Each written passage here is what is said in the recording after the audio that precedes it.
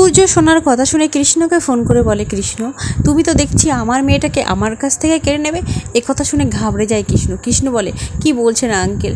তখন সূর্য বলে, তুমি আজ রাতে আমাদের বাড়িতে আসবে, আজ রাতের ডিনার তুমি আমাদের এখানেই করবে।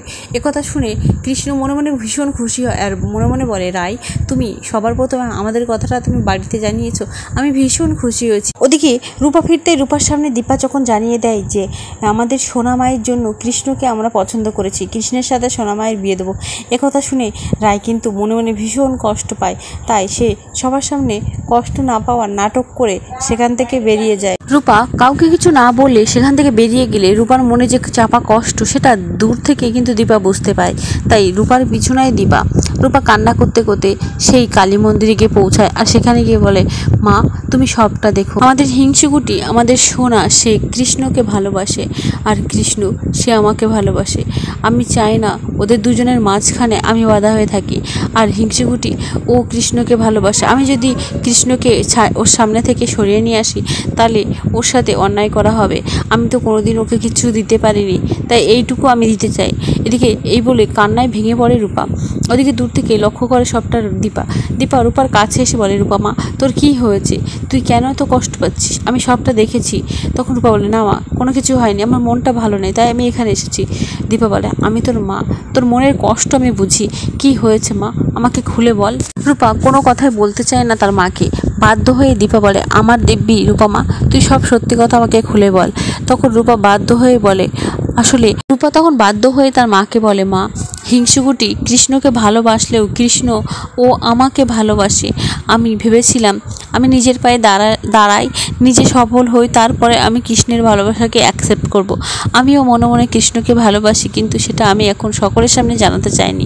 ওদিকে হিংসুকুটি সে কিন্তু কৃষ্ণকে খুব ভালোবাসে, তাই আমি চাই না আমার বোন কষ্টে থাকুক, আমি চাই কৃষ্ণ আর হিংসুকুটির বিয়েটা হোক। তখন দীপা বলে, এত বড় সত্যি কথা তুই লুকিয়ে গেলি মা আমার থেকে, আমি যদি আগে জানতাম।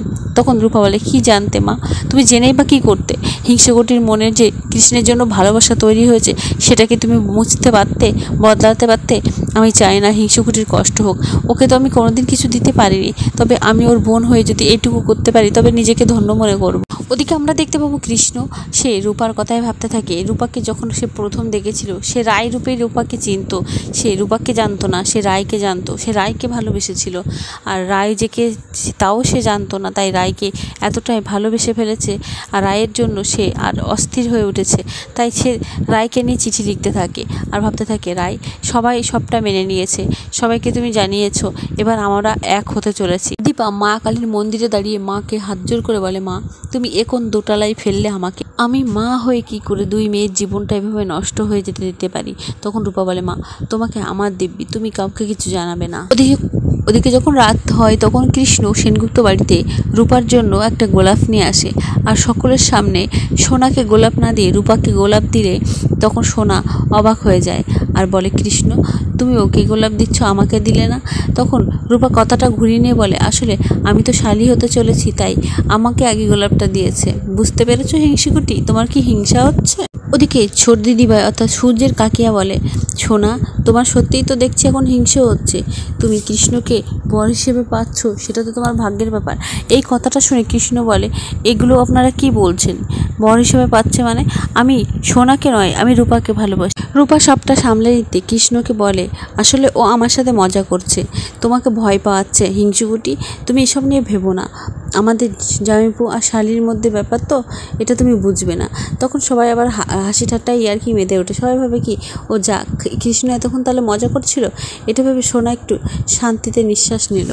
কৃষ্ণকে নিয়ে রূপা উপরে যায় আর কৃষ্ণকে বলে, তুমি আর এইসব কথা বাড়ির সকলের সামনে বলবে না, কারণ হিংসুকুটি তোমাকে অনেক ভালোবাসে, আমি চাই না হিংসুকুটি কষ্ট পাক।